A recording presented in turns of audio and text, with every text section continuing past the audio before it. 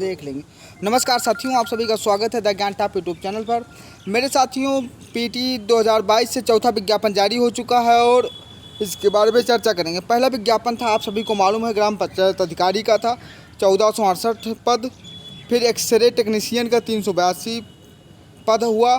उसके बाद कोई मेडिकल क्षेत्र में एक वैकेंसी आई थी जो दांत से संबंधित थी, लगभग 288 पद पे वैकेंसी जारी हुआ था। और आज चौथी वैकेंसी जारी हुई है, परिवर्तन कांस्टेबल 477 पदों पर। टोटल पीटी 2022 से 2615 पदों पर विज्ञापन अभी तक जारी हुआ है।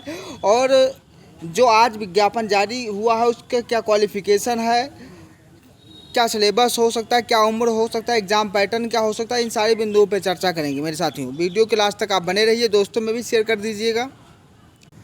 मेरे साथियों, ये चौथा विज्ञापन है, धुआंधार विज्ञापन जारी है। अगर ऑनलाइन की बात करें तो 7 जुलाई से ऑनलाइन प्रक्रिया प्रारंभ हो जाएगी। विज्ञापन आज ही निकला है, यानी 24/6/2023 को विज्ञापन निकला है। अंतिम तिथि कब है, यानी 28 जुलाई 2023 अंतिम तिथि है। और शुल्क जमा करने की अंतिम तिथि क्या है, 4 अगस्त 2023 शुल्क जमा करने की अंतिम तिथि है। अगर कुल पदों की बात करें तो यहाँ दिया हुआ है 477 पदों की बात की गई है।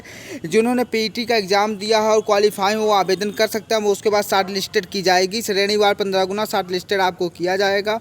और एक बात मैं आपसे कहना चाहूँगा कि जिन विद्यार्थियों का स्कोर 75 के ऊपर है वो सारे विद्यार्थी इस फॉर्म में अप्लाई कर दें, क्योंकि उनको विशेष चांस रहेगा कि उनको मेंस देने का मौका मिलेगा मेरे साथियों।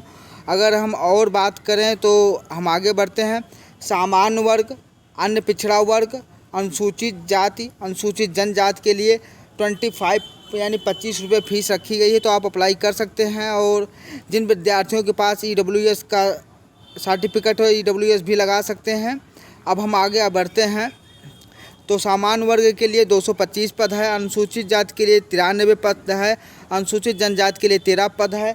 अगर अन्य पिछड़ा वर्ग की बात करें तो 99 पद है। और आर्थिक रूप से कमज़ोर विद्यार्थियों के लिए 47 पद है। टोटल पदों की बात की जाए तो 477 पद हैं। और ये वैकेंसी कैसी है, वैकेंसी अस्थायी वैकेंसी है। और अब हम आगे बढ़ेंगे। जिन जिन बिंदुओं पे बात करनी होगी उसमें ये भी दिया हुआ 10% EWS की बात की गई है, तो इसको भी आप जान लीजिए। बाकी थोड़ा आगे बढ़ते हैं, क्या क्या जानकारी उसको जानकारी के आपको साझा करते हैं।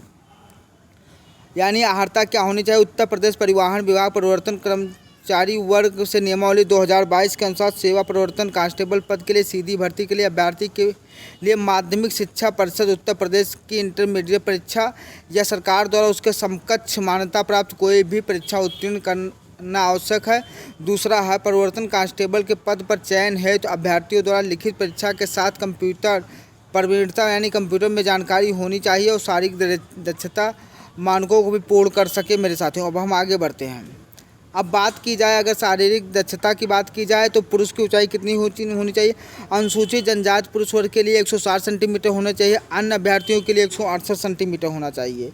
यानी सीना कितना होना चाहिए, अनुसूचित जनजाति के लिए 77 होना चाहिए, फुलाने पर 82 होना चाहिए, अन्य का 79 होना चाहिए और फुलाने पर 84 होना चाहिए। यानी 5 सेंटीमीटर आपको सीना फुलाना है। अगर हम ऊँचाई की बात करें, अगर महिला की ऊंचाई की बात करें तो 147 सेंटीमीटर होना चाहिए। अन्य महिला जो OBC हैं या जर्नल की महिलाएं हैं उनको 152 सेंटीमीटर होना चाहिए। महिला अभ्यर्थियों का न्यूनतम वजन, यानी आपका जो वजन 40 किलो से कम नहीं होना चाहिए, महिलाओं की बात की गई है। अब बात करते हैं क्या क्या दिया हुआ है। दिया हुआ है उत्तर प्रदेश परिवहन परिवर्तन कर्मचारी वर्ग के सेवा नियमावली 2022 के अनुसार अन्य बातों के समान होने पर सीधी भर्ती में अभ्यर्थी का अधिमान दिया जाएगा। प्रादेशिक सेना में न्यूनतम 2 वर्ष की अवधि तक सेवा की हो या अन्य बातों के समान होने पर राष्ट्रीय कैडेट कोर भी प्रमाण पत्र हो तो इसको भी वरीयता दी जाएगी। अगर हम उम्र की बात करें तो उम्र 18 से 25 साल कितनी रखी गई है, 18 से 25 साल कितनी रखी गई मेरे साथियों, 18 से 25 साल उम्र रखी गई है। अब यहाँ क्या दिया हुआ है, उस कैलेंडर में जिसमें भर्ती की रिक्तियाँ जारी की जाए वो 1 जुलाई 18 वर्ष की उम्र के लिए 25 वर्ष से अधिक आयु ना हो, यानी 18 से 25 साल से ज़्यादा उम्र ना हो। तो एक बात और समझ लीजिएगा कि कट ऑफ और भी डाउन होगा। जो हमने कहा था 18 से 25 साल में बहुत सारे विद्यार्थी कम होगा। जिनका स्कोर कुछ भी है तो इस फॉर्म में अप्लाई कर दीजिए, क्योंकि 18 से 25 साल की जो उम्र की क्राइटेरिया होती है इसमें पीटी देने वाले विद्यार्थियों की संख्या काफ़ी कम होती है। चयन प्रक्रिया क्या है। चयन प्रक्रिया, पूरी चयन प्रक्रिया की अगर हम बात करें तो प्रश्नगत पदों पर चयन उत्तर प्रदेश समूह ग के पदों की सीधी भर्ती की नियमावली 2015, दिनांक 11 मई 2015। उत्तर प्रदेश शासन कार्मिक अनुभाग 2 की अधिसूचना संख्या 4/2017 11/17 का दिनांक 31 अगस्त 2017 द्वारा उत्तर प्रदेश अवर स्तरीय पदों पर सीधी भर्ती है तो साक्षात बंद कर दिया गया, यानी जो इंटरव्यू प्रक्रिया था वो बंद कर दी गई है। और फिर नियमावली 2017 व उत्तर प्रदेश के शासन कार्मिक अनुभाग के 3 शासनादेश 1303/47 और दिनांक 20/11/2020 अपनाई गई है, यानी जो इंटरव्यू की प्रक्रिया थी वो सारी प्रक्रिया समाप्त कर दी है। अब जो नियमावली लागू हो 2022 की नियमावली लागू है। और भाई अगर रेस की बात करें तो अब पुरुष अभ्यर्थियों के लिए 27 मिनट में 4.8 किलोमीटर दूरी और महिला अभ्यर्थियों के लिए 16 मिनट में 2.4 किलोमीटर की दूरी तय करनी होगी। और एक बार परीक्षा योजना एवं पढ़ाईक्रम के बारे में अगर चर्चा करें तो लिखित परीक्षा है तो परीक्षा योजना एवं पढ़ाईक्रम परीक्षा तिथि के संबंध में था समय पृथक सूचित किया जाएगा, यानी आपको एग्ज़ाम से पहले 2-2.5 महीने पहले आपको इसके बारे में, सिलेबस के बारे में आपको जानकारी अवगत करवा दी जाएगी। और अब अगर बात की जाए तो कितने तो पदों के सापेक्ष 15 गुना विद्यार्थियों को बुलाया जाएगा। इतना आपको समझ में आ गया होगा। बाकी जो जानकारी है हम आगे बढ़ते हैं। अगर आपके लिए कोई भी इम्पॉर्टेंट फैक्ट होगा तो उसके बारे में भी हम बात करेंगे।